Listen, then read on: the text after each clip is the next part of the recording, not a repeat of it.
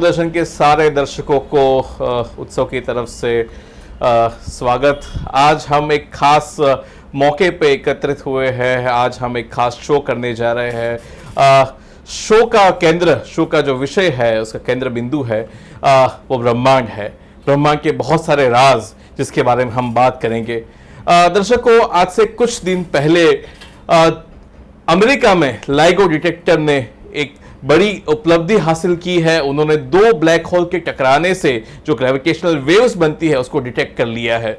अब आपको लगेगा कि ग्रेविटेशनल वेव्स होती क्या है, ब्लैक होल टकराते कैसे हैं, हमें ये पता कैसे चलता है।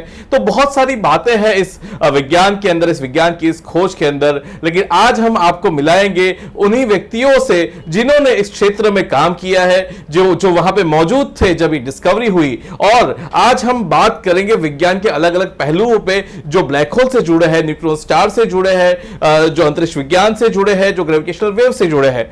तो इन्हीं मुद्दों पे चर्चा करने के लिए, बात करने के लिए हमारे साथ जुड़े हैं अमेरिका से डॉक्टर करण जानी। डॉक्टर करण जानी लाइगो साइंटिस्ट है, ब्लैक होल एस्ट्रोफिजिसिस्ट है। ही इज द पर्सन की जो इस डिस्कवरी में लीड साइंटिस्ट रहे हैं। जिस दिन इसकी घोषणा हुई उसमें वो शामिल थे, एकमात्र भारतीय और यंगेस्ट साइंटिस्ट इस टीम के। तो बहुत ही हमारे लिए गर्व की बात है कि डॉक्टर करण की जो गुजरात से बिलोंग करते हैं, इंडिया से बिलोंग करते हैं, वो आज हमारे साथ जुड़े हैं। इस डिस्कवरी के बहुत ही एक पायोनियर कहे जाए इसके ऐसे व्यक्ति है। डॉक्टर करण, आपका दूरदर्शन की इस खास पेशकश पे स्वागत है। Thank you so much for having me, और स्पेशली इस हिस्टोरिक डिस्कवरी पे डिस्कशन करने के लिए। जी जी, हम आगे भी बात करेंगे इस पे। हमारे साथ डॉक्टर पंकज जोशी है। डॉक्टर पंकज जोशी अभी प्रोवोस्ट है चारूसेक यूनिवर्सिटी के। वो प्रोफेसर रह चुके हैं फिजिक्स के, एस्ट्रोफिजिक्स में इनकी बहुत बड़ा योगदान है। ब्लैक होल पे खास तौर पे नेकिक सिंगुलैरिटी पे इनका बहुत बड़ा योगदान रहा है, उस पर रिसर्च का विषय रहा है। इतने सालों से वो भारत और विदेशों में रिसर्च का काम कर रहे हैं। डॉक्टर पंकज जोशी, आपका भी बहुत बहुत स्वागत है। जी थैंक यू वेरी मच। जी, और हमारे साथ दूरदर्शन के निदेशक और हमारे विज्ञान संपादक दूरदर्शन के, जो हमें विज्ञान की बातों में हमेशा मार्गदर्शन देते रहते हैं, दूरदर्शन में गाइडेंस देते रहते हैं, और साइंस कम्युनिकेशन की जो बहुत ही एक इम्पॉर्टेंट एस्पेक्ट है जर्नलिज्म का, उसमें उनका बड़ा योगदान है। तो श्री धर्मेंद्र तिवारी जी, आपका भी इस खास कार्यक्रम में स्वागत है।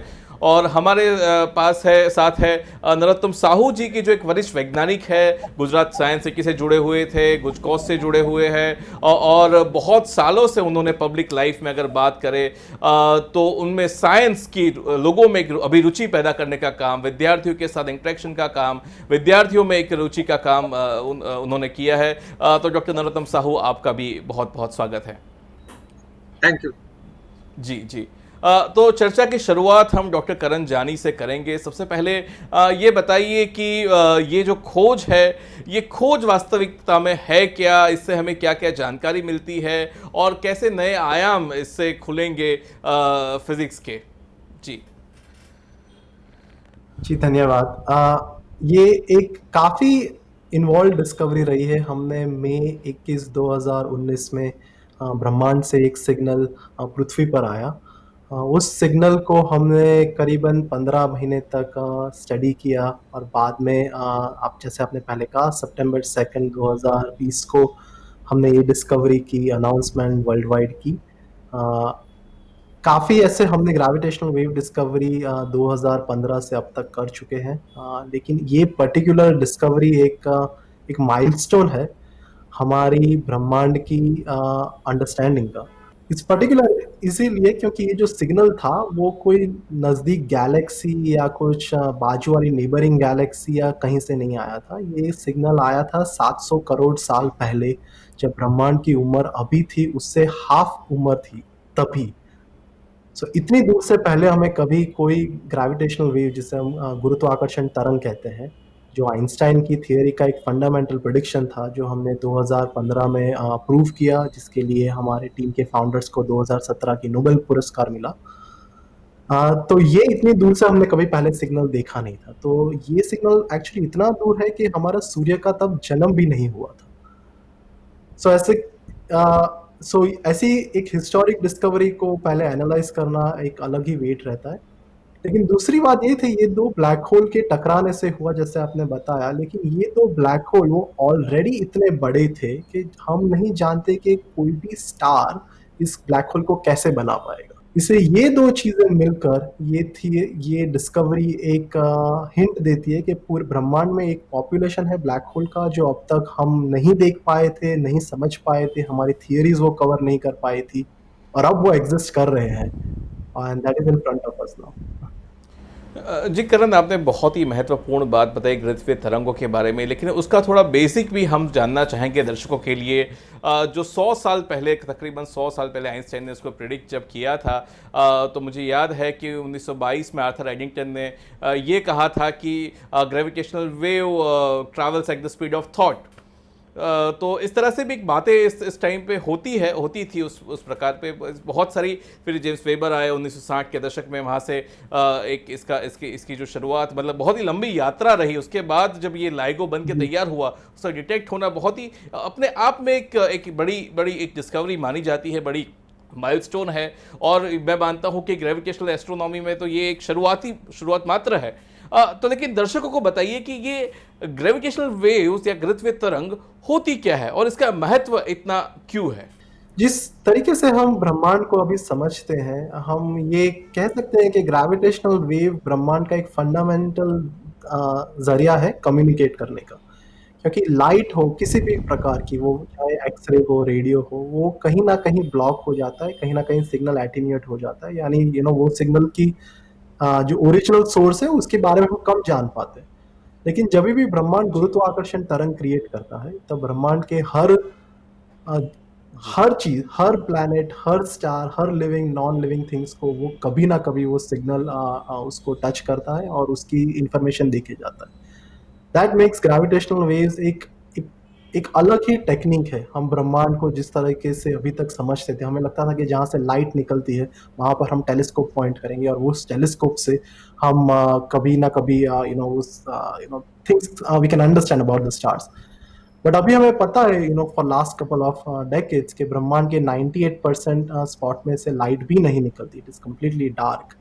लेकिन फिर भी वो गुरुत्वाकर्षण तरंग से या गुरुत्वाकर्षण फोर्स से कहीं ना कहीं जुड़ा हुआ है, और ग्रेविटेशनल वेव्स एक डायरेक्ट प्रूव है उन चीजों का। जब ये वेव्स अर्थ पे आती है तब क्या होता है कि हम पूरा अर्थ थोड़ा स्ट्रेच हो जाता है कपल ऑफ सेकंड्स के लिए, और ये पर्टिकुलर डिस्कवरी में सिर्फ 1/10 यानी जी। 0.01 सेकंड के लिए ये सिग्नल अर्थ को स्ट्रेच करता है। अर्थ को स्ट्रेच करना दैट मीन्स हम कोई भी इंस्ट्रूमेंट अर्थ पे रखेंगे वो भी स्ट्रेच हो जाएंगे, हम खुद कोई भी रूलर रखेंगे वो भी स्ट्रेच हो जाएंगे। तो यानी हमें, हमारी ब्रेन ये चीज को रजिस्टर नहीं करती। इसका हमें कोई एहसास नहीं होता कि गुरुत्वाकर्षण तरंग चली गई हमारे अंदर से।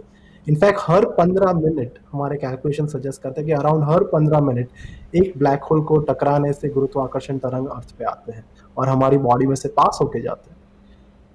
जब ये होता है तब वो लाइगो डिटेक्टर्स जो अमेरिका में है और एक वर्गो डिटेक्टर जो यूरोप में है, एक टेक्निक है इंटरफेरोमेट्री, जो माइकलसन इंटरफेरोमीटर के टेक्निक के बेस्ड है। उस इंटरफेरोमीटर में हम लोग चेंज इन पाथ लेंथ कहते हैं जो देख पाते हैं, यानी जो पहले डार्क फ्रिंज होती है, जो 11वीं 12वीं में स्टूडेंट्स है उनको पता है मैं कौन से फिजिक्स के टॉपिक की बात कर रहा हूँ। तो वो जो डार्क फ्रिंज से एक लाइट फ्रिंज हो जाता है और इससे हमें पता चलता है कि कुछ चेंज इन पाथ लेंथ हुआ है। और क्योंकि हर 3 डिटेक्टर में ग्रेविटेशनल वेव्स ब्रह्मांड की टकराती है ऑलमोस्ट सेम टाइम, तीनों में सेम स्ट्रेच होता है, और इस तरीके से हम कंफर्म कर पाते हैं कि ये सिग्नल कुछ धरती के कारण से नहीं हुआ, जैसे अर्थक्वेक हो या मूवमेंट ऑफ कुछ अर्थ मोशन हो, पर ये अंतरिक्ष के सिग्नल से ही हुआ है। So that is the technique we use. बहुत ही महत्वपूर्ण बात आपने कही। हम थोड़ा बेसिक्स की और भी बढ़ेंगे कि पहले जानते हैं, क्योंकि जितना दर्शकों को जितना बेसिक्स मालूम होगा उतना ही जब एडवांस में हम जाएंगे उतना ही ब्रह्मांड को अच्छे से समझ पाएंगे। तो डॉक्टर पंकज के पास जाते हैं और समझते हैं कि डॉक्टर पंकज, आपसे मैं पूछना चाहूँगा कि जो जिस ब्लैक होल का जिक्र हो रहा है वो दरअसल होते क्या है और बनते कैसे हैं? हमने तो बहुत ही सारे साइंस फिक्शन में पढ़ा रहता है, हमने बहुत सारी हॉलीवुड की मूवीज़ में इसका जिक्र हमने देखा हुआ होता है, लेकिन ये बताइए कि कि ब्लैक होल होते क्या है, बनते कैसे हैं? जैसे डॉक्टर करण ने भी जिक्र किया कि ये पता नहीं कि ये शायद सितारों में से, स्टार्स में से बने हुए ब्लैक होल टकराए हैं या किसी और तरीके से बने हुए ब्लैक होल है। तो क्या है ब्लैक होल, क्या है उसकी कहानी और कैसे समझे एक आम आदमी उस ब्लैक होल को? क्या होता है ब्लैक होल? तो उसकी कहानी जो है वो पूरा स्टार्स के साथ जुड़ा हुआ होता है। तारे आकाश के जो हमें गर्मी और प्रकाश दे रहे हैं, कैसे दे रहे हैं? तो उनके अंदर न्यूक्लियर फ्यूल जो होता है उसका बर्निंग होता है, हाइड्रोजन में से हीलियम बनता है फ्यूजन होके, और उससे आगे आगे एलिमेंट्स बनते हैं। तो इससे ये सब गर्मी और प्रकाश तारे के निकलते हैं। एक समय ये आता है कि तारे के अंदर का फ्यूल भी खत्म हो जाता है।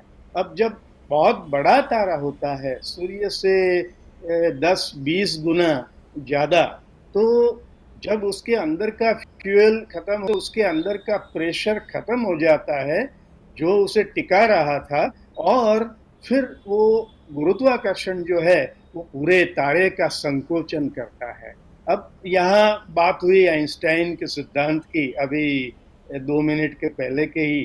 तो जब आपको ये समझना है कि इस तारक का जो गुरुत्वाकर्षण के बल से पूरा कॉन्ट्रैक्ट हो रहा है उसका क्या होगा, उसका फाइनल फेट क्या होगा, the final fate of a gravitational collapse of such a massive collapsing star.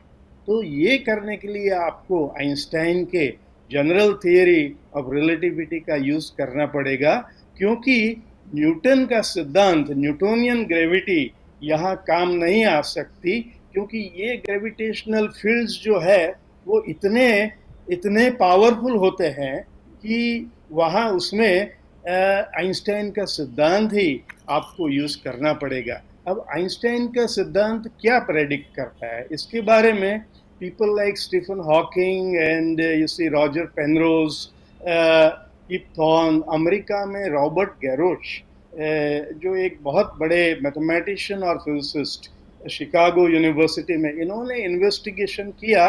तो what they found was that कि इसमें से एक स्पेस टाइम सिंगुलरिटी बनेगी। स्पेस टाइम सिंगुलरिटी ऐसी जगह है जहाँ बहुत ही घनत्व है, इतना डेंस है, टेम्परेचर्स इतने हाई है, डेंसिटीज इतनी हाई है, तो जो ब्रह्मांड में कहीं नहीं पाया जाता, ऐसी सिंगुलरिटी बनेगी। अब जो ब्लैक होल की कहानी है वो यहीं से शुरू होती है। वो ये जो सिंगुलरिटी है वो दिखेगी या नहीं दिखेगी। तो रॉजर पेनरोज ने 1969 में एक हाइपोथेसिस दिया, पूर्वधारणा दिया कि ये जो सिंगुलरिटी है, कि जो जनरल रिलेटिविटी प्रेडिक्ट कर रही है, वो हमेशा एक इवेंट होराइजन के कर्टन में ढकी रहेगी जी, जिसको 1969 में जॉन व्हीलर ने ब्लैक होल ऐसा नाम दिया। अब जनरल रिलेटिविटी क्या प्रेडिक्ट करती है? जनरल रिलेटिविटी प्रेडिक्ट करती है space time singularity. Black hole कहाँ से आया? रॉजर पेनरोज की हाइपोथेसिस से। सो ये ब्लैक होल की कहानी है। फिर पेनरोज का जो एजम्पशन जो था वो ये था कि हर एक मैसिव स्टार जब उसका जीवन खत्म होगा तो वह ब्लैक होल बनेगा। तो अभी ये जनरल रिलेटिविटी में क्या होता है कि either you have to prove something concretely mathematical और you have to concretely observe it. ये दो चीज साइंस में रहती है।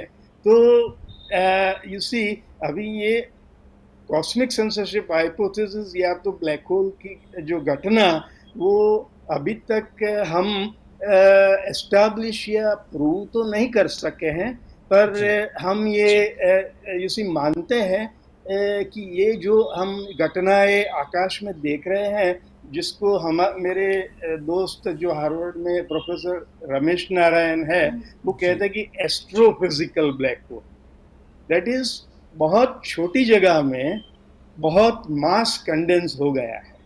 जी whether it is you see event horizon और नॉट, वो अलग बात है। पर ब्लैक होल की मूल बात ये कि बहुत छोटी जगह में बहुत जी ज्यादा मास, तो ये है ब्लैक होल। जी डॉक्टर पंकज, आपने दो शब्दों का जिक्र किया, हमारे आम दर्शकों के लिए बता दीजिए, संक्षिप्त में बता दीजिए। एक है इवेंट होराइजन और दूसरा सिंगुलैरिटी, आपने ये जो बताया, तो इसका मतलब क्या होता है? ये शब्द बार बार पढ़ने को तो मिलते हैं, लेकिन उसका अर्थ हाँ, कहीं आसान भाषा में समझने को नहीं मिलता है। तो जरा दर्शकों को आप ये अगर बता सके कि इसका मायने क्या होते हैं, इसका मतलब क्या होता है, और कैसे देखे इन टर्मिनोलॉजी को, और कैसे समझे इस घटना को। सिंगुलैरिटी वो चीज है कि जहां बहुत ही ज्यादा घनता आप कल्पना भी न कर सके, जैसे कि न्यूट्रॉन स्टार की आपने एक शब्द उल्लेख किया था, तो उसका अगर आप एक स्पून मैटर ले ले तो भी कहीं टन उसका वेट हो जाता है। हम जानते हैं कि रुई जो है इतना ले तो उसका वजन कम होगा, उसकी जगह आयरन ले या जैसे मर्क्यूरी ले तो उसका वजन ज्यादा होगा, तो उसको घनत्व या घनता कहते हैं। तो कोई कोई चीजें बहुत ज्यादा घन होती है, कोई कम घनता, जैसे एयर है तो उसकी डेंसिटी कम है, पानी की डेंसिटी ज्यादा है। तो ये जी न्यूट्रॉन स्टार है, उसकी डेंसिटी अर्थ से भी बहुत बहुत ज्यादा है। तो ये सिंगुलैरिटी अब ऐसे ऐसे जाके मान लीजिए कि एक्सट्रीम में गए। सबसे ज्यादा पूरे ब्रह्मांड में जिसकी घनता है, जिसको एक अनंत का भी ख्याल कहते हैं, तो जितना ज्यादा की आप कल्पना कर सके उससे भी ज्यादा वो जी सिंगुलैरिटी, और that is the prediction of Einstein's theory. अब इवेंट होराइजन का दूसरा आपने जो प्रश्न पूछा, जी तो ये सिंगुलैरिटी जो है वो ये ब्रह्मांड का, आपने ब्रह्मांड की जो बात की शुरू में ही, ब्रह्मांड के रहस्य, तो ये इवेंट होराइजन एक ऐसा पर्दा है कि वो स्टेज में पीछे क्या हो रहा है वो दिखने नहीं देता है।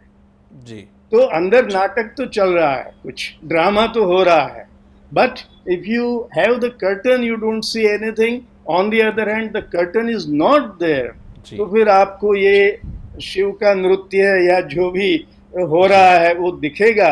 तो इवेंट होराइजन का मतलब एक मान लीजिए आप कि ऐसा पर्दा है जो सिंगुलैरिटी का जो पूरा, वहाँ हम जैसे वहाँ हाँ, क्वांटम ग्रेविटी, बहुत बहुत घटनाएं फिजिक्स की बन रही है नियर द सिंगुलैरिटी मतलब हमारे के पास। देखने और समझने की आखिरी सरहद मान ले उसको, उस जगह को, जी उसके जी बियॉन्ड हम बिल्कुल। शायद नहीं देख पाएंगे या समझ नहीं पाएंगे। ये इवेंट होराइजन, इवेंट जी होराइजन है तो हम सिंगुलैरिटी के पास का कुछ देख नहीं सकते, और जी इवेंट होराइजन यू सी नहीं है तो वो सब हम देख सकते हैं। तो आपने ठीक ही कहा कि हमारे देखने की एक सरहद वो है इवेंट होराइजन। तो एक ये आखिरी सरहद, उसके पार हम जाते हैं। दमन जी, आपसे मैं पूछना जानना चाहूँगा, आप तो कम्युनिकेशन से जुड़े हैं, बहुत सारी खबरें आती रहती है, तब लेकिन कभी कभी ऐसा होता है कि ये कहीं पे ये लाइगो ने डिटेक्ट कर दिया, ये हमने कोई एस्ट्रोनॉमिकल कुछ ऐसी खोज कर ली, कहीं मतलब एक नया ग्रह ढूंढ लिया, बहुत सारी ऐसी खबरें विज्ञान की आती आती रहती है। आम लोगों के लिए ऐसी खबरों का क्या महत्व रहता है, या आम लोग ऐसी खबरों को किस तरह से देखें, और आपका क्या अनुभव रहा है, संपादकीय अनुभव क्या रहा है, और किस तरह से आप जो कम्युनिकेट करते हैं, तो क्या क्या सोचते हैं, किस तरह से इन बातों को लोगों तक पहुंचाया जाए? उत्सव, आपने बहुत ही अच्छा प्रश्न किया है। और जो सबसे अच्छी बात मुझे जोशी साहब की लगी कि जोशी साहब ने फिजिक्स को कंप्लीट किया मैथमेटिक्स से, उन्होंने विज्ञान में गणित को जोड़ा, जो कि एक बहुत ही अच्छी बात थी। उन्होंने अपनी चर्चा में एक बहुत अच्छा शब्द बोला कि शिव पीछे कोई नृत्य कर रहे हैं, तो वो भी हमें जानना है, और उसको वैज्ञानिक रूप से एक टर्म दिया जो कि फिजिक्स का टर्म था, क्वांटम ग्रेविटी। उन्होंने मैथ्स की बात करी, उन्होंने मैथ्स में सिंगुलैरिटी शब्द का जिक्र किया, इवेंट होराइजन शब्द का जिक्र किया। दोनों ही मतलब एक ऐसी चर्चा है जिसमें एक कम्युनिकेटर के नाते, दूरदर्शन के साइंस एडिटर के नाते, मैं खुद एक मैकेनिकल इंजीनियर हूं, तो मैं भी थोड़ा मैथ्स में समझाना चाहूंगा कि जब आप कैलकुलस पढ़ते हैं, जब हमारे 12वीं के छात्र 11वीं 12वीं के छात्र कैलकुलस पढ़ते हैं, तो आप एक लिमिट का कॉन्सेप्ट पढ़ते हो, limit x tends to zero, limit x tends to infinity. तो एक्स टेंड्स टू जीरो का जो कॉन्सेप्ट है, ये एक्चुअली एक्स जीरो की ओर जा नहीं रहा है वहां पे, क्योंकि 1/x x इक्वल जीरो पे डिफाइंड नहीं है। तो जब जा रहा है उस समय उसका व्यवहार कैसा होगा, वो ही सिंगुलैरिटी है एक्चुअली। हमारी ये कोशिश, हम जब नथिंग को जानने की कोशिश कर रहे हैं, नथिंग को जानने की कोशिश कर रहे हैं, वो चीज है नहीं, लेकिन नथिंग में से निकल रहा है, ये भी विज्ञान मान रहा है। या इसका उल्टा कहते हैं, अभी हमने कहा प्रकाश है जो नथिंग से आ रहा है, वहां मास जीरो है। प्रकाश की परिकल्पना है कि फोटोन है और एक ऐसा कण है जिसमें मास ही नहीं है, बिल्कुल मास नहीं है, लेकिन उसमें स्पिन है, उसमें ऊर्जा है, उसमें मैग्नेटिक एनर्जी है, उसमें इलेक्ट्रिकल एनर्जी है, और इलेक्ट्रोमैग्नेटिक वेव का वो फंडामेंटल पार्टिकल है फोटोन। तो ये एक परिकल्पना है, ये एक परिकल्पना है कि उसका मास जीरो है। ठीक इसी प्रकार से ब्लैक होल हम चर्चा कर रहे हैं। ब्लैक होल एक ऐसी परिकल्पना है जिसमें मास इनफाइनाइट कहना पड़ रहा है, एक्चुअली इनफाइनाइट होगा नहीं, एक बहुत बड़ा नंबर होगा जिससे कि नेक्स्ट बड़ी जंप इन्फिनिटी को हमको अप्रोक्सीमेट करना पड़ता है। मैकेनिकल इंजीनियरिंग में इसको बोलते हैं बाउंड्री कंडीशन। तो जब तक आप बाउंड्री कंडीशन नहीं लगाते इंजीनियरिंग में, तब तक एक थ्योरेटिकल कॉन्सेप्ट जो होता है उसको आप एक्सप्लेन नहीं कर सकते। जैसे मैं आपको एक एग्जांपल दूं, जब हम बर्नौली थ्योरम पढ़ाते हैं मैकेनिकल इंजीनियरिंग में, तो एक पाइप के भीतर से पानी बहता है, उस पानी की स्पीड को हम उसके सेंटर पे मान लेते हैं, मान लीजिए 10 मीटर पर सेकंड है, लेकिन सच्चाई तो ये होता है कि जब वो पानी उस पाइप की दीवारों से होकर गुजरता है तो पाइप की दीवार पे तो उसकी स्पीड जीरो करनी पड़ती है। इसको एक बाउंड्री कंडीशन माना गया है।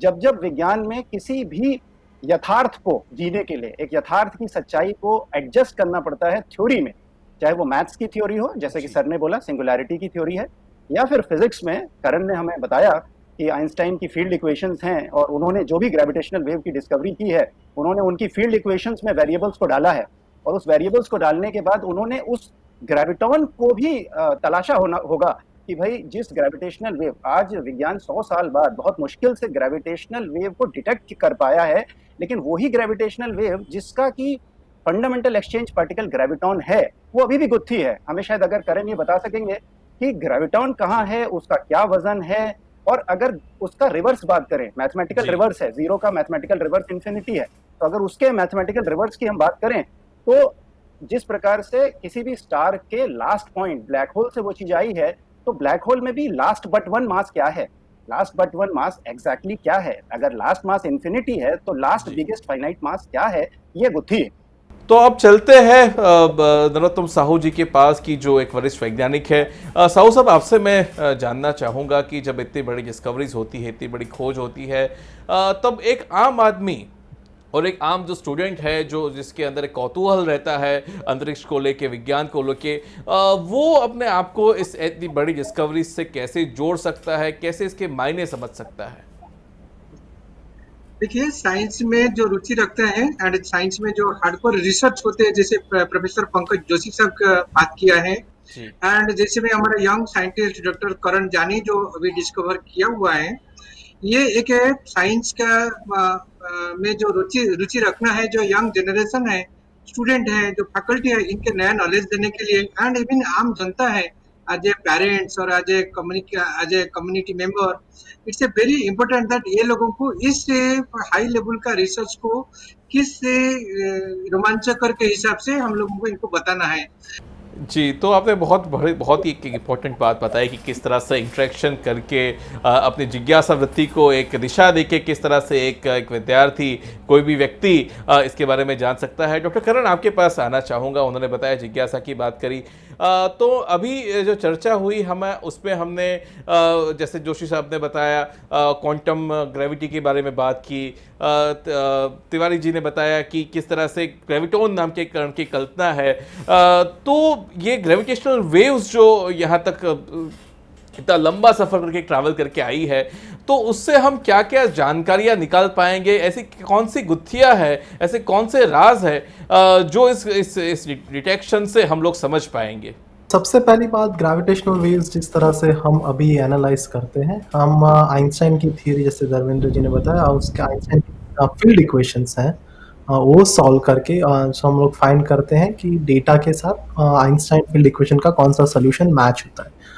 मैं खुद ये चीज़ सुपर कंप्यूटर सिमुलेशन में हम कैसे दो ब्लैक होल जब टकराते हैं तब जो वेव्स निकलती है, मेरी पीएचडी थीसिस काफ़ी इस टॉपिक पे रही थी। और हम अभी ब्रह्मांड में सिग्नल जो देखते हैं वो जितनी हमारी एक्यूरेसी है उतने वो कंप्लीटली कंसिस्टेंट है आइंस्टाइन के फील्ड इक्वेशंस के साथ। सो वो एक तो पहला टेस्ट है कि क्या ब्लैक होल और बाद में ब्लैक होल से निकलने वाली तरंग जो फिर जो हम कहते हैं जो स्पेस टाइम फैब्रिक पे ट्रैवल कर रही है पृथ्वी तक पहुंचने तक, ये 700 करोड़ साल की जो उसकी जर्नी रहती है, क्या वो पूरा सेटअप स्पेस टाइम फैब्रिक का, ब्लैक होल का, क्या वो सभी चीजें आइंस्टाइन की थियरी के साथ कंसिस्टेंट है या नहीं? और फिलहाल हमें लगता है वो कंसिस्टेंट है। तो सबसे पहली कंसिस्टेंसी है कि क्या ये जो ग्रेविटेशनल वेव्स जो ट्रैवल कर रही है वो क्या लाइट की स्पीड से ट्रैवल कर रही है या थोड़ा स्लो ट्रैवल कर रही है, वो एक चीज हम मैच कर सकते हैं। अगर ग्रेविटॉन की तरह कोई पार्टिकल जो ग्रेविटेशनल वेव्स को बनाता है, जिस तरह से लाइट एक वेव भी है और लाइट को बनाने वाले पार्टिकल जो जिसको हम फोटोन कहते हैं, अब फोटोन होता है वो मासलेस होता है, यानी इससे लाइट की स्पीड हमेशा एक कांस्टेंट रहती है, एक फंडामेंटल प्रेडिक्शन है फिजिक्स का। अब ग्रेविटेशनल वेव्स की स्पीड भी हम लोग अभी मेजर कर रहे हैं और हमने काफ़ी स्ट्रॉन्ग कंस्ट्रेंट्स उन पे रख चुके हैं। ऐसा नहीं है कि वो अभी भी मासलेस है, but it is as good as saying कि उसका mass is less than 10 to the power -58 kg। That's हमारी हमारी करंट लिमिट्स है।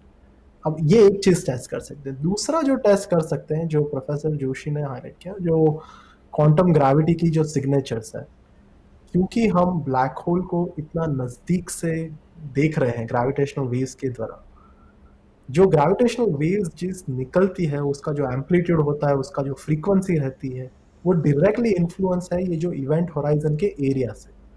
इवेंट होराइजन का जो एरिया है उसकी it's very deeply connected to thermodynamics है और बाकी सब चीजें से, but the basic idea is कि जितना एरिया है उतना ब्लैक होल की एक तो मास है और दूसरा वो ब्लैक होल कितना फास्ट स्पिन कर रहा है, वो एरिया में वो इंफॉर्मेशन रहती है। तो professor Stephen Hawking, professor Penrose ने काफी पहले और अदर साइंटिस्ट ने प्रिडिक्शन की है कि ये एरिया कैसे चेंज होता है एंट्रोपी के साथ। तो हम जो दो ब्लैक होल जब टकराते हैं उसके बाद जो तीसरा ब्लैक होल बनता है उसके बीच एक एरिया थियरम रहता है और वो एरिया थियरम भी हम ग्रेविटेशनल वेव्स के साथ टेस्ट कर रहे हैं। तो ये सब जो चीजें हैं जो ग्रेविटेशनल वेव्स के एस्ट्रोनॉमी के स्टार्ट होने के बाद अब तक हमने 15 ग्रेविटेशनल वेव सिग्नल्स देख चुके हैं। हर डिस्कवरी में हम ये सब चीजें टेस्ट कर पा रहे हैं और हमारा मानना है कि अगले, क्योंकि अभी तो सिर्फ एक्सपेरिमेंट को शुरू है, ये पहला जनरेशन है सक्सेसफुल टेलीस्कोप का, यानी it is same as saying कि जब गैलीलियो ने सबसे पहला टेलीस्कोप इन्वेंट किया और जुपिटर को सामने देखा और यू लर्न समथिंग न्यू कि जुपिटर के भी मून है, द सेम वे हम लोग अभी जस्ट लर्न कर रहे हैं पहले एक्सपेरिमेंट से। बट मेरी लाइफ टाइम में और मोर इम्पोर्टेंटली मेरे आने वाले स्टूडेंट्स की लाइफ टाइम में all this things can be tested to the point कि हम नेक्स्ट थियरी की ओर, आइंस्टाइन से भी एक्स नेक्स्ट थियरी है जो स्ट्रिंग थियरी हो सकती है, लूप क्वांटम ग्रेविटी थियरी हो सकती है, उसकी तरफ हम लोग ऑब्जर्वेशनल कंफर्मेशन मिले।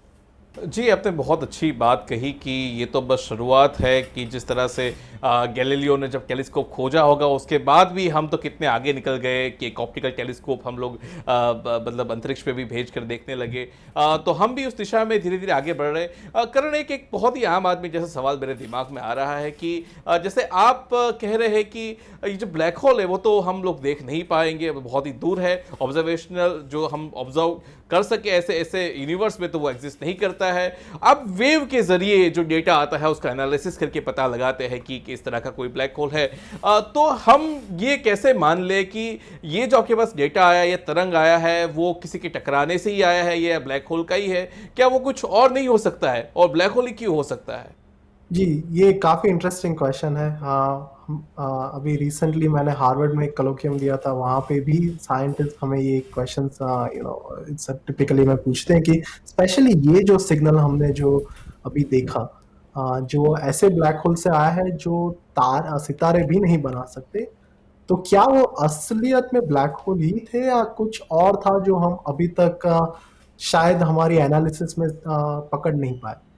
तो इसका आंसर ये कि हमने एक्चुअली काफी सब ऑल्टरनेटिव सिनेरियो देख चुके हैं कि क्या कुछ और भी ब्रह्मांड में ऐसे सिग्नल बना है। और क्या है कि ब्लैक होल का जो सिग्नल है ना, वो बहुत ही एक यूनिक उसकी एक सिग्नल की स्टाइल है। वो दो ब्लैक होल जब नजदीक आते हैं तब सिग्नल धीरे धीरे धीरे धीरे बढ़ रहा है अपने फ्रीक्वेंसी में, और जैसे ही दो ब्लैक होल एक दूसरे के साथ टक्कर लेते हैं तब एक बड़ा ब्लैक होल बनता है और वो बड़ा ब्लैक होल तुरंत ही चुप हो जाता है। अगर कुछ भी और हो, जैसे कि समझो कि आप न्यूट्रॉन स्टार हो, अगर वो दो न्यूट्रॉन स्टार टकराए और शायद अगर बड़ा न्यूट्रॉन स्टार बने, तो वहां पे इर्द गिर्द काफी चीजें रहेंगी, एक्रीशन रहेगा, मास निकल रहा है, तो सिग्नल होगा वो काफी कॉम्प्लिकेटेड होगा। बल्कि जो ब्लैक होल के टकराने से जो सिग्नल है वो बहुत ही सिंपल है। जो एंड स्टेज है, जब ब्लैक होल का टक्कर लेने के जी बाद जो क्वाइट होता है उसे हम रिंग डाउन कहते हैं। वो एक भारतीय वैज्ञानिक प्रोफेसर सीवी विश्वेश्वरा ने प्रिडिक्ट किया था कि ब्लैक होल का ये एक पर्टिकुलर सिग्नल रहेगा। वो हम कंफर्म करते हैं कि यस वो सिग्नल आ रहा है। वो हमारा पर्टिकुलर टेस्ट है कि जो हमने देखा है वो दो ब्लैक होल की ही टक्कर है और किसी और की नहीं। सो जिस तरह से हमारी अभी टूल्स है, आई नो कि पब्लिकली ये डाइसेक्ट करना टफ है कि कैसे हम कुछ 100-150 किलोमीटर की साइज के ऑब्जेक्ट ब्रह्मांड की आधी हिस्ट्री से आते हैं और फिर भी हम उसके एग्जैक्ट कैरेक्टरिस्टिक्स समझ पाते हैं, लेकिन that is the power of science. जी जी। तो क्या मैं इसे ऐसे मान लूं कि मैंने अगर कोई आवाज सुन के मैं बता रहा हूं कि चिड़िया कौन सी है, क्या इसी तरह का कुछ हो रहा है? जी, अभी फर्क इतना हाँ है कि हम आवाज चिड़िया की नहीं, हम एक बैक्टीरिया की सुन पा रहे हैं। जी जी जी, बहुत ही अच्छी एनालॉजी आपने दी। आपने न्यूट्रॉन स्टार की बात की, मैं डॉक्टर पंकज के पास आना चाहूंगा। फिर से आपकी पाठशाला में मुझे ये समझना है कि ये जो न्यूट्रॉन स्टार होते हैं वो क्या होते हैं। नाम तो काफ़ी सुना है हमने, लेकिन ये होते क्या है, बनते कैसे हैं? और अभी कुछ ही वक्त पहले, 2-3 साल पहले ही एक न्यूट्रॉन स्टार के टकराने, जैसे ब्लैक होल की टकराने की घटना सामने आई, वैसे ही न्यूट्रॉन स्टार के टकराने की भी घटना इसी लाइगो डिटेक्टर ने डिटेक्ट करी थी। तो उसके क्या मायने हैं, उसके बारे में हमारे दर्शकों को आप कुछ बताइए सर। हमारा सूर्य जो है वो अपनी गर्मी, प्रकाश न्यूक्लियर फ्यूजन से दे रहा है। एक दिन सूर्य का आयुष्य भी खत्म होगा, मे बी अनदर 500 crores और 5 बिलियन ईयर्स। पर सूर्य जो है जब उसका आयुष्य खत्म होगा तो क्या होगा कि उसके बाहरी जो स्तर है वो विकसित होके ये मर्क्यूरी, अर्थ वगैरह को एनगल्फ कर जाएंगे। खैर अभी बहुत समय है, 500 करोड़ साल, तो हम बहुत डिस्कशन और हमारा सब ज्ञान विज्ञान का नॉलेज अभी बढ़ा सकते हैं, पर एक दिन ये सूर्यमाला का भी अंत होने वाला अभी है। अभी तो सूरज की जवानी चल रही है ना। बिल्कुल जी इट जी इज जी। In the mid life, but what जी, आई तो वाज दर्शक को चिंता की अभी तो बात नहीं है, अभी तो सूरज के कॉलेज के दिन चल रहे हैं, तो दिक्कत नहीं है। नहीं जी नहीं, जी अभी जी अभी जी बहुत समय है, बहुत जी समय जी है। पर मैं जो बताना जी चाहता था वो जैसे हमारे इस जी समाज में एक जन्म, जीवन और मृत्यु का एक क्रम हम जी कंटिन्यूअसली देखते रहते हैं, वैसा ही क्रम एक तरह से उत्पत्ति, स्थिति और लय का ब्रह्मांड में भी हम हमेशा देखते रहते हैं। ये बहुत रसप्रद किसी जानी मानी बात है। अब सूर्य का जब अंत होगा तो वो बनेगा जिसे कहते हैं व्हाइट ड्वार्फ, जो अबाउट 1000 किलोमीटर की रेडियस का एक डेड स्टार है। डेड स्टार का मतलब जिसमें से कोई गर्मी प्रकाश नहीं आ रहा है। पर बात ये है कि अगर वो जो तारक है वो सूर्य से 5 गुना 8 गुना अगर ज्यादा मास वाला होगा, तो क्या होगा जी कि वो जो तारा है उसका जब आयुष्य खत्म होगा, उसके अंदर का जो प्रेशर कम होगा, जी उसकी गर्मी और प्रकाश स्टॉप होंगे, तो जब ग्रेविटी उसका कॉम्प्रेशन करेगा तो उसका बाहरी स्तर का ब्लास्ट हो जाएगा, जिसे सुपरनोवा कहते हैं। और बीच में जो बच पाएगा वो करीब 10 से 15 किलोमीटर रेडियस का न्यूट्रॉन स्टार, जो मैं पहले भी वो एक बताया था कि ये उसका एक स्पून फुल मैटर भी ले ले तो उसका कहीं कहीं टन्स का वेट हो जाता है। तो वो क्या है, प्योर न्यूट्रॉन मैटर है। न्यूट्रॉन एक फंडामेंटल पार्टिकल, मतलब हम जानते हैं कि परमाणु के केंद्र में न्यूट्रॉन्स, प्रोटॉन्स वगैरह रहते हैं, तो ये खाली न्यूट्रॉन ही है, कोई खाली जगह है ही जी नहीं, इसलिए उसका द्रव्य घनता बहुत बढ़ जाती है। डिफरेंस ये है उत्सव कि अ, ये बहुत ही छोटा कॉम्पैक्ट स्टार है, तो वहाँ आइंस्टाइन की थियरी, ग्रेविटेशन थियरी, उसके इफेक्ट्स बहुत ही पावरफुल हो जाएंगे। तो इसी वजह से अगर न्यूट्रॉन स्टार्स का कोलिजन्स, पहले तो ये माना जाता था कि ये बहुत ही मुश्किल घटना है कि दो न्यूट्रॉन स्टार कहीं दूर दूर से आए और टकराए, क्योंकि ब्रह्मांड उसी पूरा 3 डायमेंशनल है, सब ऑब्जेक्ट्स इतने इतने दूर है एक दूसरे से, पर ये घटनाएं बन सकती है। तो ये जब जो कोलिजन हुआ, तो इतनी ज़्यादा डेंसिटी वाले ऑब्जेक्ट्स का ये कोलिजन था कि जिसमें से एक्स्ट्रा ऑर्डिनरी इसी प्रोसेसेस और बाई प्रोडक्ट्स उसके होने थे। खैर आज तो न्यूट्रॉन स्टार्स जो है, जो बहुत रैपिडली रोटेट करते हैं, तो उनको पल्सार्स कहते हैं, तो उसके भी काफ़ी ऑब्जर्वेशंस वगैरह हो रहे हैं। आपने बाय प्रोडक्ट्स की भी बात करी, तो कैसे कैसे बाय प्रोडक्ट्स ऐसे ऐसे न्यूट्रॉन स्टार में से निकलते हैं जिससे हम इस न्यूट्रॉन स्टार की ताकत को समझ सके? जी, जैसे कि कभी कभी ऐसा कहा जाता है कि जितना गोल्ड, प्लेटिनम और ये प्रेशियस मेटल्स जो है, they were created in this kind of collisions, and so these are called R processes, and they create all sorts of heavy metals, heavy जी, मतलब सर ये हम कह सकते हैं कि मेरे हाथ में जो अंगूठी जो हम लोग पहनते हैं, या सोना या चांदी जब भी पहनते हैं, तो हम ये मान के चले कि ये कभी ना कभी किसी न किसी तारे के भीतर ये बनी होगी। हाँ, क्योंकि you see how these metals are made, that is that is the ब्रह्मांड में ये सब metals जो है बनती है कैसे जी, तो उसका भी बहुत बड़ा विज्ञान है। और न्यूट्रॉन स्टार्स जो है, they are kind of big factory, so if not for anything else, इसके लिए इनका स्टडी करना चाहिए अगर हमको जीडीपी की फिक्र है तो। जी जी जी, तो फ्रेंड्स ये देखिए कि कितनी बहुत ही बढ़िया सी बात सर ने बताई कि हमारे आसपास की दुनिया में जो सोना देखते हैं, चांदी देखते हैं, लैंथेनाइट्स और बहुत सारी जो हैवी एलिमेंट्स देखते हैं, आप अभी अगली बार जब आप अपनी अंगूठी को देखिएगा तब सोचिएगा कि किसी न किसी सितारे के भीतर ये बनी होगी। उसके साथ ही सर मुझे एक कहानी याद आ रही है। ऑस्कर वाइल्ड करके एक लेखक हुआ करते थे अंग्रेजी के, उन्होंने स्टार चाइल्ड करके एक कहानी लिखी थी, सितारे के संतान। तो हम सब भी लगता है कि जो भी एलिमेंट्स बने हैं हमारे, वो भी कहीं ना कहीं किसी न किसी सितारे के भीतर ही कभी ना कभी बने होंगे, वो चाहे हाइड्रोजन हो, नाइट्रोजन हो, ऑक्सीजन हो। तो इस तरह से हम लोग भी इसी ब्रह्मांड की संतान है, उसी का एक हिस्सा है। और शायद मुझे लगता है कि यही एक जुड़ाव है जो ब्रह्मांड की जानकारी के लिए, ब्रह्मांड की जो खोज हम कर रहे हैं उसकी तरफ हमें खींचा ले जाता है।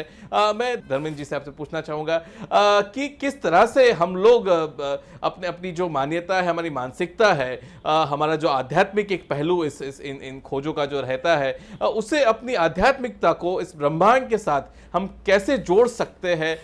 किस तरह से हमारा जो भारतीय दर्शन भी है, भारतीय शास्त्र भी है, और विश्व में भी बहुत सारे इस तरह के दर्शन हुए हैं जो अंतरिक्ष को या विज्ञान को और विज्ञान के जरिए खुद को समझने की जो खोज है उसमें रत रहे हैं, उसमें लिप्त रहे हैं। तो हमें बताइए कि किस तरह से हम जो अपने अस्तित्व के जो सवाल है उसको ब्रह्मांड की खोज से जोड़ के उसका जवाब हम पा सकते हैं। तो आपने बहुत ही अच्छा सवाल किया है। इनफैक्ट अगर आप ध्यान दें तो अब तक की चर्चा में पंकज साहब के पास हम जब 2 बार गए तो दोनों बार अपनी उम्र और अपने अनुभव के चलते वो दोनों बार आध्यात्मिक थे। उन्होंने पहली बार शिव का नृत्य बताया कि पर्दे के पीछे शिव का नृत्य है, और दूसरी बात भी उन्होंने सृष्टि और पालन और संहार इसका जिक्र किया। तो कहीं ना कहीं युवा हमारे वैज्ञानिक करण के लिए निश्चित रूप से एक संदेश है। और ये आप अगर इतिहास भी तलाशेंगे तो आपको पता लगेगा कि स्टीफन हॉकिंग जो कि आइंस्टाइन के छात्र रहे और उन्होंने लंबे समय स्टैंडर्ड मॉडल ऑफ फिजिक्स के लिए कोशिश की, और यूनिफाइड थ्योरी के तहत उन्होंने आशा लगाई थी कि उनके जीवन काल में शायद वो ग्रेविटॉन ढूंढ पाएंगे, और उस दिशा में बहुत अच्छी सफलता तो नहीं मिली। लेकिन एक सीख है इसमें, अगर उत्सव हम इस बात को देखें कि एक सीख है। सीख ये है कि एक युवा हमारे सामने है करण, जो कि रिसर्च कर रहे हैं, और अनुभवी लोग जो हैं वो इसमें जीवन का अर्थ ढूंढ रहे हैं। कहीं ना कहीं जीवन का भी अर्थ ढूंढ रहे हैं। आपका जो प्रश्न है वो थोड़ा आध्यात्मिकता भरा है, तो मैं थोड़ा सा ऑन्टोलॉजी और थियोलॉजी को भी हल्का सा पिक्चर में लाना चाहूंगा, क्योंकि मेरी आदत है कि एक बहुत लंबी चर्चा है और दूरदर्शन का दर्शक है वो पूरा बोर ना हो जाए, तो मेरी एक आदत है कि भाई एक बुलेटिन की हेडलाइन बनानी है और छोटे में बात को समराइज तो करना पड़ेगा। उत्सव आपकी चुनौती है कि अभी 10-15 मिनट बाद जब कार्यक्रम खत्म हो जाएगा तो आप समरी करेंगे इसकी जी। तो मुझे ऐसा लगता है कि जो मेरी समझ है वो ये है कि सभी धर्मों का एक सार था। सभी धर्मों ने कहा कि पहले नथिंग था, कुछ था नहीं, फिर प्रकाश आया और प्रकाश से ही कणों की उत्पत्ति हुई, और कण जब अंत में समाएंगे तो प्रकाश में ही समा जाएंगे। अभी जब मैं सुन रहा था करण जानी को, तो बहुत ही अच्छी बात करण बोल गए। करण ने ये बात को बोला कि शायद ऐसा है कि पर्दे के पीछे का जो ब्लैक होल है वो ही शायद ब्रह्मांड का ज्यादा बड़ा सच है और रोशनी शायद थोड़ा कम सच है। रोशनी, और सर ने जो अपने अनुभव से बोला उन्होंने बोला, लेकिन जैसे कि भारतीय अध्यात्म में कहा गया कि तमसो मां ज्योतिर्गमय, लेकिन हमारे उद्देश्य क्या है? अगर वर्तमान अवस्था ये है कि अंधेरा ही अंधेरा है, तम ही तम है, तो उद्देश्य यह है कि प्रकाश की ओर जाना है, तमसो मां ज्योतिर्गमय। ये अभिकल्पना है भारतीय विज्ञान में भी, और मुझे लगता है दुनिया के दूसरे देशों ने भी जब सत्य की परिकल्पना की तो उन्होंने यही बात कही कि शायद सत्य ही, प्रकाश ही सत्य था और प्रकाश ही था और प्रकाश से ही सब कण निकले। तो पता नहीं, आपकी बात से एक विचार मेरे मन में आता है कि शायद, और अगर इसको आप ट्रूथ देखें तो मैं एक सवाल बल्कि पूछना चाहूंगा करण से कि करण, क्या ये सही है कि जब हम आइंस्टाइन फील्ड इक्वेशंस को सॉल्व करते हैं तो हम सिर्फ रिलेटिविस्टिक फिजिक्स या रिलेटिविस्टिक मैकेनिक्स के दायरे में रहते हैं? क्योंकि आपने मुझे संकेत दिया कि जब आप ग्रेविटेशनल वेव को स्टडी करते हो तो क्या हम रिलेटिविस्टिक मैकेनिक्स के डोमेन में करते हैं, या जो मैक्स प्लैंक की परिकल्पना थी क्वांटम ग्रेविटी की, सर ने उसी को शिव का नृत्य कहा था, वैज्ञानिक भाषा में सर ने क्वांटम ग्रेविटी को ही शिव का नृत्य कहा था। तो क्या ये सही है कि आप उस ब्लैक होल सिंगुलैरिटी जो कि सेंटर में है, क्या आप उसको मॉडलिंग कर रहे हो, क्या आप उसकी थ्योरेटिकल मॉडलिंग कर रहे हो, या सिर्फ आप रिलेटिविस्टिक मैकेनिक्स का जो लास्ट पॉइंट है जहां तक आइंस्टाइन की फील्ड इक्वेशन ट्रू होती है, क्योंकि आइंस्टाइन तो ये मानते थे कि लाइट बेंड कर जाती है, तो जब लाइट ही बेंड कर जाती है तो उसका तो जवाब है नहीं, उसका तो जवाब एक थ्योरी है। जब तक वो थ्योरी नहीं आएगी तब तक हम boundary condition, being a mechanical engineer, boundary condition define नहीं कर सकेंगे। जी, काफी इंटरेस्टिंग क्वेश्चन है धर्मेंद्र जी, थैंक यू आपने पूछा इसको। सो दो बात मैं एक्चुअली कहना चाहूंगा। एक तो पहले आपने जो एग्जिस्टेंशियलिज्म और स्पिरिचुअलिटी का कहा, आई थिंक ये एक उपदेश हर साइंटिस्ट के अंदर कहीं ना कहीं ये रहता है कि देयर इज एक स्पिरिचुअल क्वेश्चन है जो सॉल्व करना है। मैं खुद एस्ट्रोफिजिक्स इसलिए करता हूँ क्योंकि जब बचपन से मेरे जो क्वेश्चंस थे वो कोई किसी और तरह से मैं लॉजिकली या रैशनली उसके आंसर्स नहीं ढूंढ पाया, और जब फिजिक्स में हम ऐसे डिस्कवरीज कर रहे हैं जहाँ से हम अपने अस्तित्व, अपने एग्जिस्टेंशियलिज्म को जान पाए, it gives some satisfaction because it gives some logic to the questions, to the answers. अब ये रही बात ये आइंस्टाइन इक्वेशंस को हम जिस तरह से सॉल्व करते हैं, ब्लैक होल, क्योंकि ब्लैक होल के अंदर क्या है वो हमें थोड़ा भी इन्फ्लुएंस नहीं करता, ना वो ग्रेविटेशनल वेव्स को इन्फ्लुएंस करता है, ना वो हमारे कोई भी तरह के इंफॉर्मेशन हमें उसकी नहीं मिलती। सो ब्लैक होल के अंदर एक सिंगुलैरिटी है या दो ब्लैक होल टकराने से जो दो सिंगुलैरिटी रही थी और वो बड़े ब्लैक होल में घूम रही है, वो पूरी इंफॉर्मेशन हमें से हम लोग इनविजिबल है। यानी जब हम ग्रेविटेशनल वेव्स को मैच कर रहे हैं with the theory, you only rely on outside of event horizon, and there is a theorem कि जो event horizon है उसके अंदर एक singularity रहती है, so if you're outside event horizon you don't need to understand कि singularity कैसे है। so हमारी, आपने जैसे कहा, जितनी भी एनालिसिस है it assumes कि हम लोग we are outside in a relativistic regime, so कोई भी quantum physics हम यूज नहीं करते, but the expectations are sort of easy to model कि अगर कोई quantum theory हो तो जब वो दो ब्लैक होल टकराए और तब तीसरा ब्लैक होल बन रहा है, तब एक प्रकार के एको वो कुछ रिलीज करेगा, that would be a hint to some quantum theory. वो भी हम लोग टेस्ट कर पा रहे हैं। So far we have not seen anything, but it's easy to model. So even if you don't have a theory, हम लोग कोई रैंडम पैरामीटर से वो मॉडल कर पाते हैं सिग्नल में कुछ डिविएशंस है या नहीं, जनरल थ्योरी ऑफ रिलेटिविटी। तो आपने बहुत ही अच्छी बात की कि किस तरह से हम जान पाते हैं कि क्या, उन्होंने बहुत ही अच्छी बात कही कि एक अंदर की यात्रा, मतलब एक जब ब्रह्मांड की यात्रा आप करते हो तो जितना आप बाहर जाते हैं उतना आपकी यात्रा भीतर भी होती रहती है, भीतर के सच को भी खोजने की यात्रा है। मतलब हमारे की बात में जो सबसे अच्छी बात निकल के आई, जी जी जी जी सर बताइए। सर जो सबसे अच्छी बात निकल के आई, जो मैं दर्शकों को मतलब साझा भी करना चाहूंगा कि करण ने भी अपने अंदर को झकझोरा और अपने बचपन को याद किया, और जी। कहीं ना कहीं ये बात मानी कि इस समय आइंस्टाइन फील्ड इक्वेशंस जो हैं, और शायद उसमें इस समय जो मैं समझ पा रहा हूँ आपकी चर्चा से कि सर ने जो क्वांटम ग्रेविटी की बात की, कहीं ना कहीं वो पर्दे के पीछे का रहस्य है जिसको अभी करण ने अभी तलाशा नहीं है। करण जी। अभी कह रहे हैं कि आइंस्टाइन जो थे वो विज्ञान को 1915 में वो दिशा दे गए कि नहीं, करीब आप याद करिए, इतिहास को याद करिए, मैं आपको इतिहास बताता हूँ। सन 1900 में मैक्स प्लैंक ने एच प्लैंक कांस्टेंट प्रपोज किया और फिजिक्स में फोटोन की परिकल्पना की, और वो उसको पूरा नहीं कर पाए, शायद उसको बताना चाहते थे वो, और लेकिन वो उनकी थ्योरी अधूरी रह गई। और 1915 के आसपास जब जनरल थ्योरी ऑफ रिलेटिविटी आ गई तो रिलेटिविस्टिक मैकेनिक्स जो है वो उसने दिशा को बदल दिया। जी। अब जब रिलेटिविस्टिक मैकेनिक्स बदल दिया तो जैसे कि करण कर रहे हैं कि वो उनको ऐसा लगता है कि जो विज्ञान का अंतिम सत्य है वो रिलेटिविस्टिक मैकेनिक्स की बाउंड्री पे लाई करता है, और वो ये मानते भी हैं कि रिलेटिविस्टिक मैकेनिक्स की बाउंड्री पर एक सिंगुलैरिटी तो एग्जिस्ट कर रही है, जी। और जी। उस सिंगुलैरिटी के पर्दे के पीछे क्या है ये सभी तलाश रहे थे। और शायद स्टीफन हाँ। हॉकिंग भी अपने जीवन हाँ। में स्टैंडर्ड मॉडल फिजिक्स से निराश हो गए। जी। और शायद सच तो ये है, करण भी मानेंगे कि स्टैंडर्ड मॉडल ऑफ फिजिक्स जो है अब रूल नहीं रह गया, एक्सेप्शंस भर गया है उसमें। उसमें आप अगर नोटिस करें तो 10 साल पहले हम न्यूट्रिनो को मासलेस पार्टिकल कहा करते थे, अभी न्यूट्रिनो को आपने नोटिस किया है कि कुछ ऐसे वर्जन ऑफ न्यूट्रिनो है जिसमें मास है, और अब आप जी। ग्रेविटॉन की भी बात कर रहे हो। तो कहीं ना कहीं हम दिशा तो वही है। जब तक शायद मेरी ऐसी इच्छा है और मैं चाहूंगा कि भारत में ये सच हो कि आप लोगों के शोध से भाषा एक ऐसी क्वांटम थ्योरी ऑफ ग्रेविटी की खोज करे जिसको कि सर ने शिव का नृत्य भी कहा है। करण भी मानते हैं कि प्लैंक कांस्टेंट एच को इन्होंने यूज नहीं किया, इन्होंने रिलेटिविस्टिक मैकेनिक्स में यूज नहीं किया, जबकि मैक्स प्लैंक 1900 में ये बात बता के गए थे कि भाई एक एच न्यू फ्रीक्वेंसी का मतलब एनर्जी का फोटोन है, ढूंढिए उसमें तो आपको सत्य मिलेगा ना।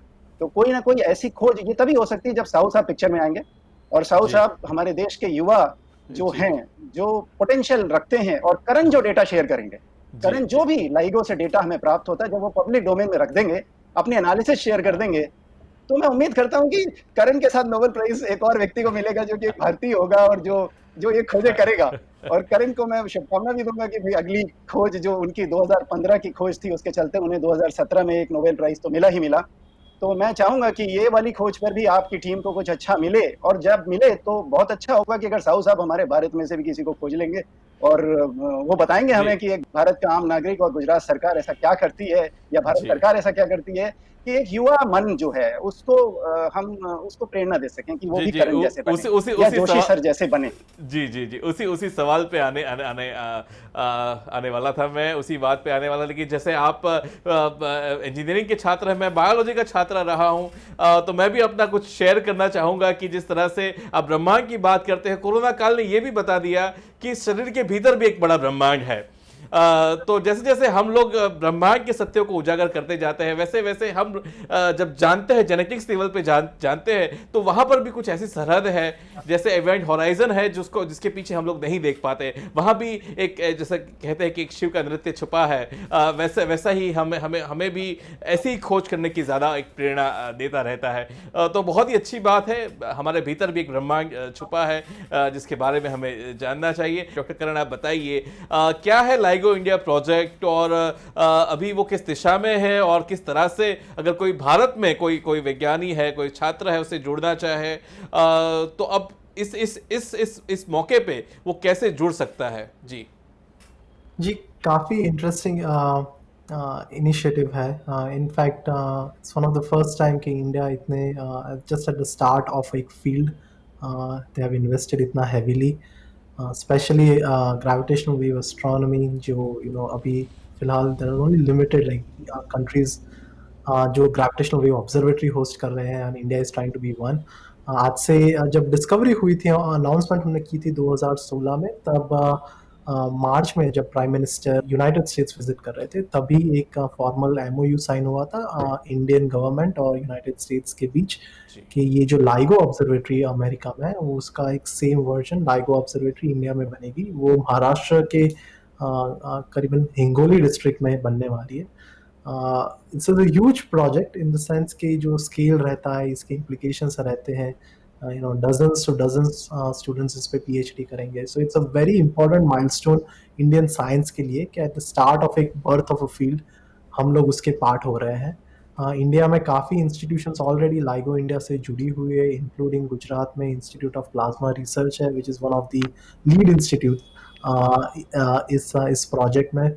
सो उनके कई वर्कशॉप्स भी होते रहते हैं, कॉन्फ्रेंसेस भी होती रहती है, समर स्कूल्स होते रहते हैं। आई हाईली एनकरेज जो स्टूडेंट्स हैं, जो साइंटिस्ट है, जो लाइगो इंडिया से जुड़ना चाहते हैं, वो कोऑर्डिनेटर्स जिनके हैं इंडिया में, उनसे कांटेक्ट करें। इट्स अ नाइस वेबसाइट, एक पूरा कंसोर्टियम है जिसका नाम है इंडिगो, जो Indian initiative of gravitational observatories है।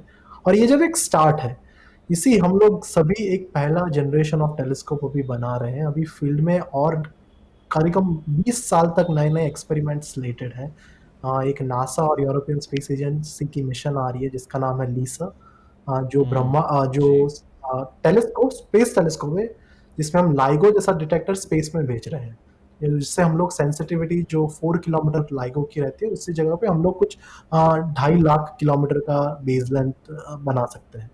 एक मैंने खुद डिटेक्टर प्रपोज किया जो अभी हमने नासा के आर्टेमिस प्रोग्राम में सबमिट किया, जो लाइगो डिटेक्टर एक मून पर बनाना है, क्योंकि मून एक साइस्मिकली क्वाइट जगह है और वहां से हम वो सिग्नल ढूंढ पाते हैं जो शायद अर्थ और स्पेस दोनों से हम ना ढूंढ पाए। सो ऐसे कहीं एक्सपेरिमेंट अगले 20-25 साल तक है। और फंडामेंटल फिजिक्स में जब आप रिसर्च की कल्पना करते हो तो बहुत ही इम्पोर्टेंट है। मुझे ये एडवाइस बहुत स्टार्टिंग में मिली थी एक वरिष्ठ साइंटिस्ट से, कि जिस ऐसे टॉपिक में रिसर्च करें जहाँ पे एक्सपेरिमेंट्स आ रहे हो, क्योंकि आपकी थियरीज आप टेस्ट कर पाए। और ग्रेविटेशनल वेव एस्ट्रोनॉमी अब 100 साल के इतिहास के बाद फाइनली वो स्टेज पे है कि हम लोग एक डेटा रिच एरा में आ गए हैं। अब हमारे पास इतने ग्रेविटेशनल वेव्स आ चुके हैं कि हम उनके नाम भी याद नहीं रख पा रहे। और प्रोफेसर जोशी को पता है कि ये कितनी एक बड़ी माइलस्टोन है ब्लैक होल फिजिक्स के लिए, कि हम लोग ने कितना वेट किया था कि ये मोमेंट आए। आई एम जस्ट फॉर्चुनेट कि मैं वो स्पेस टाइम में हूँ, कि जिस स्पेस टाइम में ग्रेविटेशनल वेव की डिस्कवरी भी हो सकी, उस स्पेस टाइम में मैं उसका पार्ट भी रह सका और कंट्रीब्यूट कर पा रहा हूँ। एंड आई एम श्योर कि जो नेक्स्ट स्टूडेंट्स आ रहे हैं, you have to plan your career such that आप भी उसी स्पेस टाइम में पहुंच सके जहां आप कंट्रीब्यूट ज्यादा कर पाए। जी जी, हम अपनी चर्चा के अंत की तरफ बढ़ रहे हैं। एक आखिरी एक दो सवाल ले लेना चाहूँगा। हमारे दर्शक इस बात मैं एक आखिरी सवाल जी पूछना सर। चाहूंगा। उत्सव, मैं एक आखिरी सवाल जी करण से सर, पूछना जी। चाहूंगा, क्योंकि करण ने एक बहुत ही अच्छी बात की कि वो एक ऐसे स्पेस टाइम में पैदा हुए हैं जी। जब उनको एक विरासत में 100 साल के इंतजार के बाद ग्रेविटेशनल वेव पे काम करने का मौका मिला है, और वो बहुत ही अच्छी बात है। मैं एक और बड़ी खोज की बात करूंगा, जो कि उन्होंने बोला कि लैब बेस्ड डेटा मिलने लगा है। तो एक हिग्स बोसॉन की भी खोज हुई थी, अभी हाल की जी। बात है, जी 2010 के आसपास। आप शायद उस समय थोड़े और छात्र रहे होंगे। तो आपको लगता है कि ये जो ग्रेविटेशनल वेव की खोज है, ये पिछले 100 सालों की एक बड़ी खोजों में से एक है। तो क्या हिग्स बोसॉन भी, जो प्रकृति का सत्य है और जो एलिमेंट्री पार्टिकल का ट्रूथ है, और जो खोज है जिसको गॉड पार्टिकल के रूप में कभी परिकल्पना की गई कि वो पार्टिकल जिसने मास इम्पार्ट किया, तो करण का क्या मत है? जी करण तो चूंकि ब्लैक होल से रिलेटेड थ्योरी करते हैं, जी। क्या ये टॉपिक उनसे रिलेटेड है या बिल्कुल अलग है? जी, आई मीन ब्रह्मांड को तो डिफरेंस नहीं पता कि पार्टिकल फिजिक्स क्या है और जनरल रिलेटिविटी क्या है। ये हमारे खुद के आर्टिफिशियल बाउंड्रीज हैं हम लोग साइंसेस के।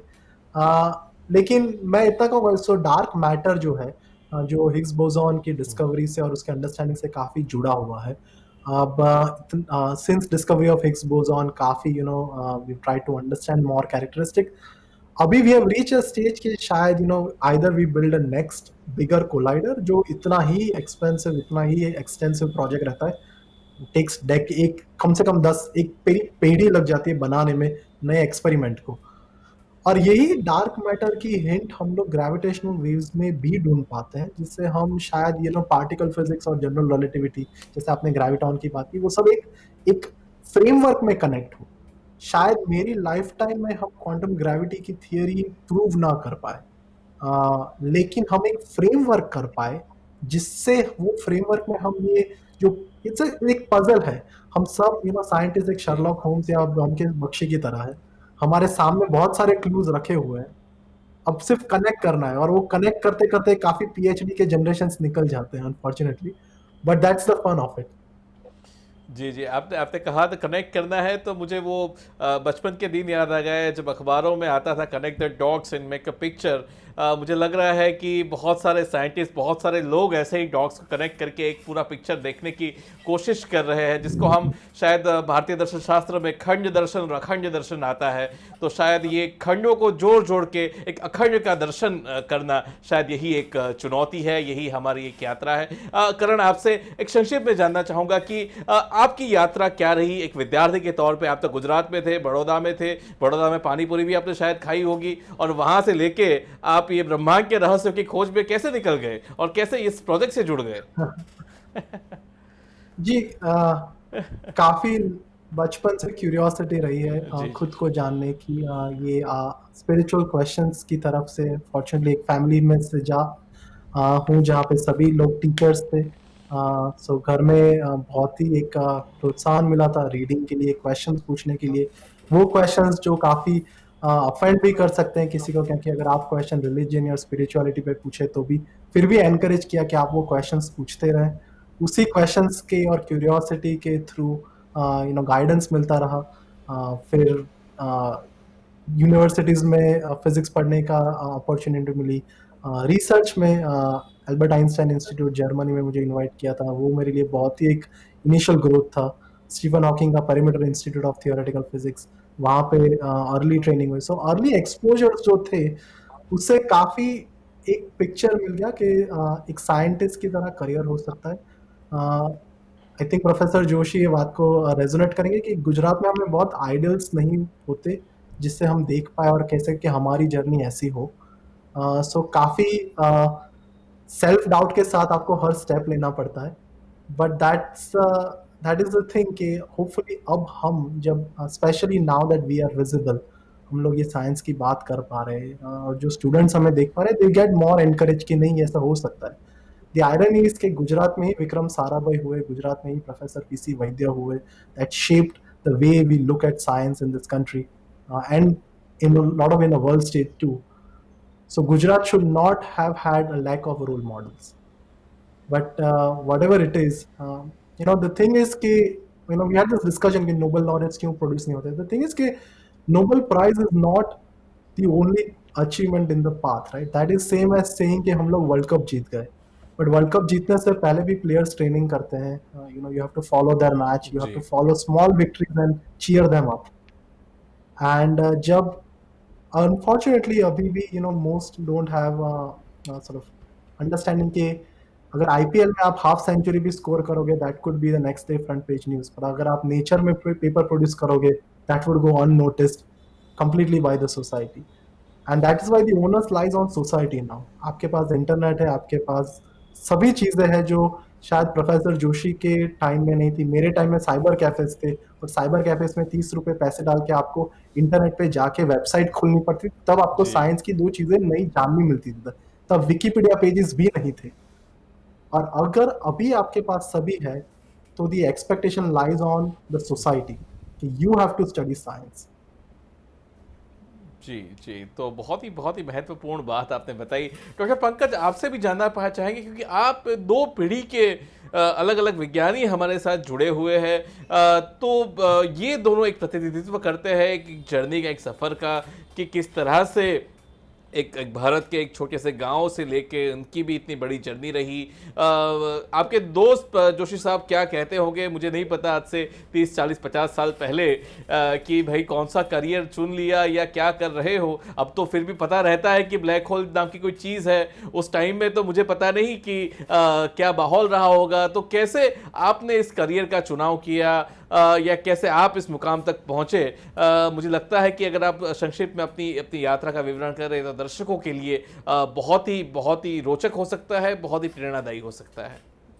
जी, महत्वपूर्ण और रसप्रद बात है। यहाँ जो धर्मेंद्र जी ने बहुत एक बढ़िया बात बताई, वो उन्होंने एक एम्फेसिस दिया कि डेप्थ में जाना, सिर्फ फंडामेंटल्स को टच करना, उनकी पूरी बात का एक वो था। और वही बात पीपल, पब्लिक, स्टूडेंट्स, यूथ के पास कैसे ले जाए, कैसे उनको टच करवाए, तो ये साहू जी ने इसे हमें बताया। और करण ने जो इंटीग्रेट हमें करके दिया कि भाई पहले क्या था, आज उनको क्या फेस करना पड़ा और मॉडर्न जनरेशन के पास क्या है। तो you know onus lies on society as he correctly said. तो वैसे वास्तव में बात ये है कि सोसाइटी की प्रायोरिटी क्या है। यू सी, अगर कोई भी पेरेंट्स आप ले ले, आज भी ले ले, पहले भी ले ले, यू सी, तो माता पिता क्या चाहते हैं कि भाई हमारा बच्चा बड़ा हो, उसको कोई यू सी डिग्री ले ले, कोई समाज यू सी सोसाइटी में इन द एंड एक जॉब या पोजीशन करके एक रिस्पेक्टेबल पोजीशन और उसका जीवन व्यवहार ठीक से चले। तो ज़्यादातर यहाँ तक एक बात रहती है और वो ठीक भी है, क्योंकि the first thing is survival, जो सबको इंश्योर करनी है। पर बात यह है कि आज भी और पहले भी, हमारे ज़माने में भी, मैंने बहुत ही ऐसे स्टूडेंट्स अपने क्लास में, अपने कॉलेज में, और जगह छोटी है बड़ी है उससे ज़्यादा कोई फर्क नहीं पड़ता। आप मेट्रो में रहते हैं या आप तो एक विलेज में रहते हैं, उससे कोई फर्क नहीं पड़ता। बच्चों को एक फंडामेंटल क्यूरियोसिटी रहती है, आज भी है, और हमारे ज़माने में तो और भी थी, क्योंकि हम तो नेचर से ज़्यादा कनेक्ट कर सकते थे। इनफैक्ट मुझे याद है कि मैं जब मैथमेटिक्स के सवाल करता था तो वो आम का पेड़ था, वो पेड़ के ऊपर चढ़ के वहाँ बैठ के फिर मैथ्स के प्रॉब्लम्स करने का हमको उसी लग्जरी था। अब आज के बच्चा जो एक 7th स्टोरी बिल्डिंग या कहीं पे रहता है, तो उनके पास वो उसी फैसिलिटी वो कहाँ है। तो बात मैं ये इसलिए कह रहा हूँ कि we should make it available, थोड़ा हम ध्यान रखें तो ये सब हो सकता है। नहीं तो क्या होता है कि हम इतने प्रवाह में बहते जाते हैं कि फिर ये बातें सब हमारे ध्यान से निकल जाती है। फिर मैं अपना जो समय है, अपना जो स्टूडेंट डेज है, उसको ऐसे उसे पिक्चर करूँगा कि they were very cheerful days in the sense कि we had lot of luxury as compared to the present educational system, जो आज उसी बच्चों को इतना बिजी रखते हैं, इतना बिजी रखते हैं। द क्राइटेरियन इज दैट कि हमारा बच्चा कितने बजे उठ गया और कहाँ तक बिजी रहता है। तो वो एक पैरामीटर हो जाता है कि बस दैट इज द सक्सेस। तो हमको तो ये फ्रीडम अवेलेबल थी, I would say, to think on the basic issues of nature। हम लिटरेचर भी पढ़ सकते थे, पोएट्री भी पढ़ सकते थे। कहीं धर्मेंद्र जी ने एक कहा तो कहीं से एक ग्रंथ उठा लिया, तो उसमें क्या दर्शन है, क्या फंडामेंटल इश्यूज है, ये सब लग्जरी मेरे पास तो थी।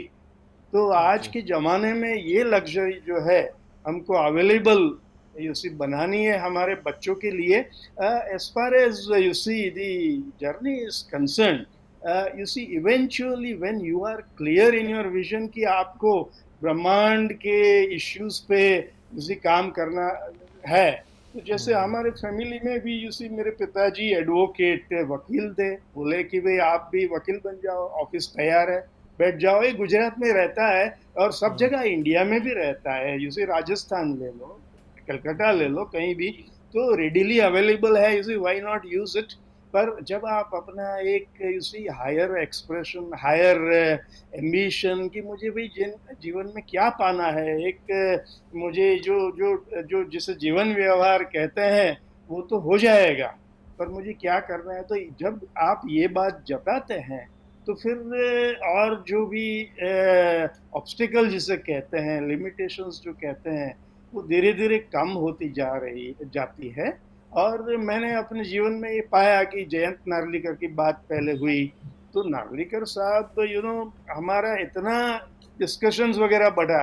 अब मैं तो एक छोटी जगह में, छोटी कॉलेज में पढ़ रहा था, तो मैंने उनके साथ कनेक्ट कर लिया, पीसी वैद्य साहब के साथ कनेक्ट कर लिया।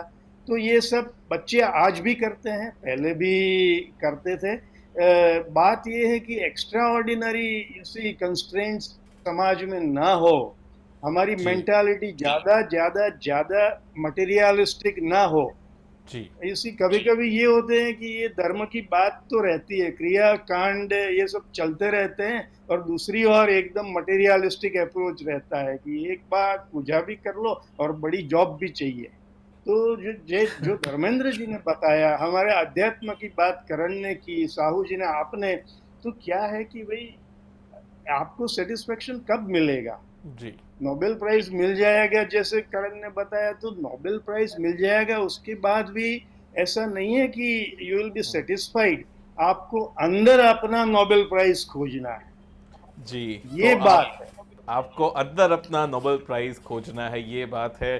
तो दुनिया केवल हमारा भोगा हुआ यथार्थ ही नहीं है, उस यथार्थ के पीछे भी, उस रियलिटी के पीछे भी एक रियलिटी छुपी है जिसे हमें देखना है, खोजना है। आप सबकी बातों से मुझे एक आखिरी एक किस्सा याद आ रहा है। मुझे पता नहीं ये सच है या गलत है, लेकिन उसकी जो भावना निकल के आ रही है वो बहुत ही सही तरीके से आ रही है। सन 1940 के दशक की कुछ बात है।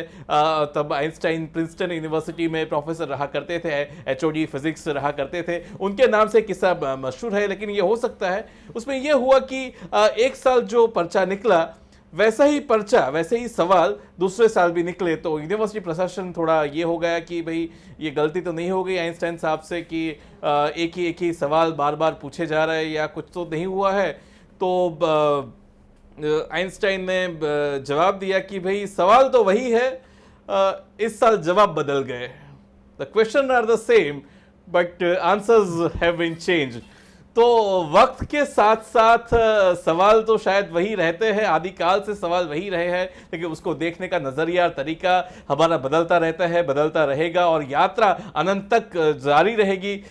तो आप सब ने जो यहाँ पे बात करी, डॉक्टर करण जानी, डॉक्टर पंकज जोशी, धर्मेंद्र तिवारी जी, नरोत्तम साहू जी, आप सब ने हमारे दर्शकों के लिए जो अपने अपने क्षेत्र के अनुभव है, जो अपने अपने अंदर की और बाहर की यात्रा, और उसके जरिए जो आपने बातें रखी, मैं मानता हूं कि दर्शकों को अपने जीवन को जीने का, अपने जीवन के प्रति एक दृष्टि रखने का, ब्रह्मांड के प्रति एक दृष्टि रखने का, विज्ञान के प्रति एक दृष्टि रखने का एक दृष्टिकोण विकसित हुआ होगा। हमने बहुत सारी बात आज करी। आज हमने फिजिक्स के जो कुछ सत्य है उससे लेके अध्यात्म, विज्ञान, एजुकेशन और उसके जरिए होने वाली जो संभावनाएं है, क्या क्या संभावनाएं हो सकती है, उसके बारे में बहुत सारी चर्चा की। और ये ऐसी चर्चा है, ऐसी बातें हैं जो शायद खत्म नहीं हो सकती है, लेकिन हमारी भी एक मर्यादा है। हमारे जो टाइम जो है उसको, एक इवेंट होराइजन आ चुका है, इस इवेंट के आगे हम नहीं बढ़ पाएंगे, तो यही हमें इस प्रोग्राम का अंत करना पड़ेगा। तो आप सब ने हमारी चर्चा में भाग लिया, इसलिए डॉक्टर करण जानी आपका, डॉक्टर पंकज जोशी आपका, धर्मेंद्र तिवारी जी आपका, और नरोत्तम साहू जी आप चारों का मैं हृदय से आभार व्यक्त करता हूं जी। तो दर्शकों, ये ग्रेविटेशनल वेव्स पे और ग्रेविटेशनल वेव्स के बहाने जो हमने बहुत सारी फिजिक्स की, विज्ञान की ढेर सारी रोचक बात करी, उस पर हमारी ये खास पेशकश थी। आशा थी कि आप भी हमसे जुड़ेंगे, अपने विचार रखेंगे, और ऐसे ही इस यात्रा को आगे बढ़ाते रहेंगे। और हमारे साथ जुड़ने के लिए बहुत बहुत शुक्रिया।